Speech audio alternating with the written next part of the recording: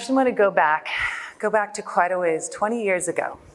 20 years ago, I was sitting in my dorm room, tears streaming down my face. I could not get the words out of my head that the professor had said to me. You're not smart enough. You should drop out of college. Those words hit me like a brick. They stung and shocked me. I was on a full ride to go play my two favorite sports, volleyball and basketball. I thought I was living my dream, but I could not get the image out of my head as I sat in front of this man and he blankly stared at me and said, "You're not good enough." I was a mere 18 years old at the time, and it was the first of many no's in my journey. But this one would stick with me for the next 10 years. As I went on to get my master's, my doctorate, as I went on to start 4 successful companies, and even when I was hired at 23 years old to be a full-time professor at a college. You know that saying, sticks and stones will break your bones, but words will never hurt you? It's one of the most false statements ever. Words do really hurt. Fast forward to 2 years ago. I was living in my dream beach home, my beach community I wanted to raise my children in, and life was good.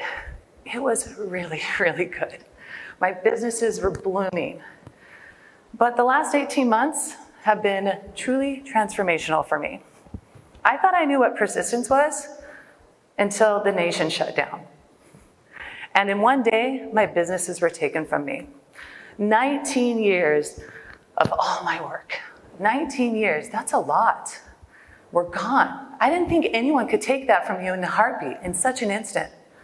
But there it was. And I saw myself standing outside of my house, teary-eyed going, what now? What do I do now? See, I've always fought for everything that I've ever wanted. And I was always the underdog. I mean, when I went to college on those scholarships I told you about, I had no club experience. I had to find my way into a starting position and then winning national titles. I was dyslexic, told I wasn't smart enough to be in school, but I went on to get my doctorate.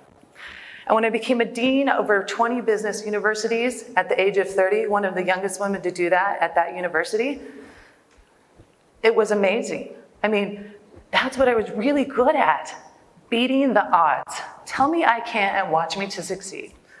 However, I was in a new place now with my businesses shut down. And to top it off, I was watching hundreds of thousands of dollars go out the door during the month. I started to feel not well, getting lightheaded. My blood pressure was really high. Turned out it was heart attack level. And I was watching my really successful self go down really fast. And I started to go into this depressive spiral of thinking, oh, I'm a failure because my businesses aren't working, I have no income, I'm not providing for my family. I mean, this was going in this really bad direction. But then I had a realization. I realized that the failure that was happening in my life wasn't my identity. I had to realize that the failure in that moment was just an event, and it wasn't who I was. When I realized that, I suddenly was able to turn my businesses around. I started getting creative, innovative, making partnerships.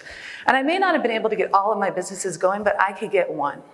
And that one took off, bigger than ever, bigger than before all of this happened. But success does not come easy. And for those of you out there, I'm sure that you can agree with me that it doesn't happen overnight, right? I know that everyone wants to be a YouTuber, so do my kids, and make millions of dollars playing video games all day long. But for those of us who only played duck hunt growing up, that's not a dream of mine. But when we talk about success and we talk about persisting, I want to share with you some ways that you can continue to persist. 3 ways, in fact. The first one is choice.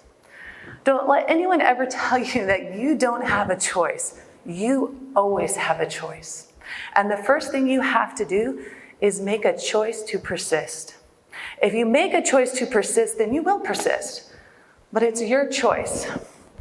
There's a great story I heard that I want to share with you, and it's about choice. A man died and saw God coming with a suitcase. God said, okay, it's time to go. The man said, so soon? I had so many things to do. God said, I'm sorry, son, but it's time to go. The man said, what's in the suitcase? God said, your belongings. My belongings, like my clothes, money? God said, no, those never belong to you. They belong here on earth. You can't take them with you. The man said, okay, well, is it my friends? No, I'm sorry, they belong to your path in life. They never belong to you. Is it my memories? No, I'm sorry, those belong to time. They never belong to you. Is it my talents? No, I'm sorry, those were bequeathed to your genes, but you can't take them with you. Is it my heart, my soul? God said, no, those belong to me. The man looked at God and he said, what is mine? And God said, your choices. Every choice you ever made is yours. And it's the choices we make in life that make it meaningful. So the first one is choice. The next one is courage. It took courage when I was told that I wasn't smart enough to be in school to persist.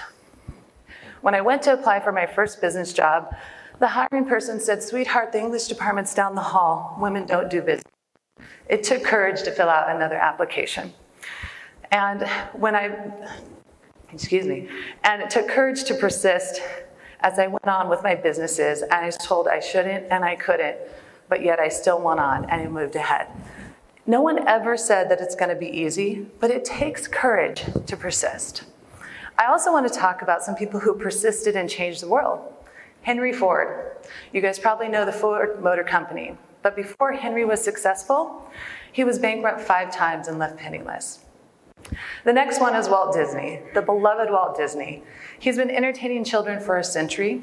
He's built a billion-dollar industry, but at his first job, he was let go for lack of creativity and no good ideas. Let that one sink in for a moment. The last one is Sarah Blakely. I love Sarah Blakely, the owner of Spanx. If you don't know her, look her up. She is very inspirational. But Sarah was selling fax machines door to door in the Florida heat.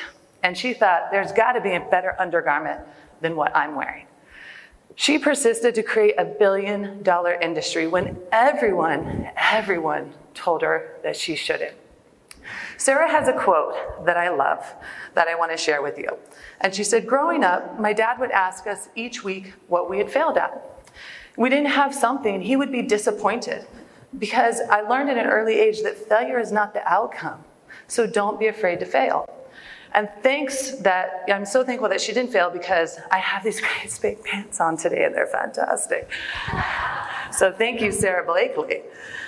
So these people persisted and they had to have courage because in every face of everything they did, they were told no. The next one is conviction. You can't do anything without conviction. I have certain convictions that I will never change on.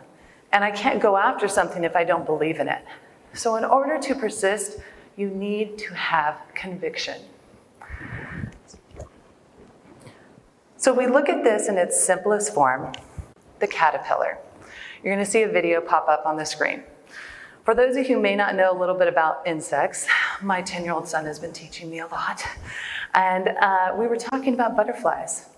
And when a butterfly is coming out of a cocoon, it has to have resistance in order to get out. If it does not, its wings will not be strong enough for it to fly. You can't expect success to happen in your life without some resistance. And your persistence will not come without resistance. If I helped that butterfly because I thought it'd just be easy to help him, it would die because it wouldn't be able to fly. And so when you're looking to persist in your life, don't be surprised when that resistance comes. It's one of the ways that we continue to persist.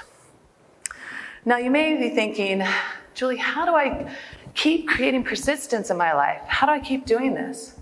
Well, we do this through habits. We need to create habits of persistence. And I have a favorite movie. Has anyone seen What About Bob? Anyone? Am I dating myself? Okay, your homework is all you have to see What About Bob. Bill Murray is a genius. But I'm going to show you a little clip here from What About Bob and how extreme we may have to be sometimes to create persistence in our life.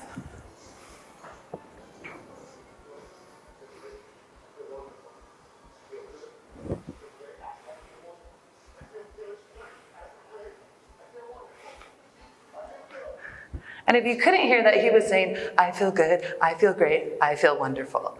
So Bob was paralyzed by everything in his life. He could never leave his house, and when he did, it was a real mess. But I love this example because Bob didn't completely believe that, but he knew if he kept talking and saying it over and over, he would eventually believe it. And Bob in the movie says, baby step to the bus, baby step to the house, baby step here. Why? Because he knew that the big picture was really overwhelming. And if he looked at it like that, he couldn't do it, but he could baby step his way to make it. And when you're building a habit of persistence, you may have to baby step your way to it, because it's not easy, but it's definitely possible. So my question for you today is, what are you wavering on? Meaning, what is it that you're about to quit? Is it worth persisting? Should you persist? Will it be tough? You're the only person who can answer that question. But if you don't feed something in your life, how will it grow? Don't let something die because of lack of persistence. Kelly Clarkson has a song called Broken and Beautiful, and the chorus goes like this. I know I'm superwoman, I know I'm strong, I know I've got this because I've had it all along. I'm phenomenal, I'm enough. Oftentimes we do not persist because we don't believe that we're enough. So I hope today and all your future days you will believe that you are enough, and you will persist, and you will rise up from the ashes. Thank you.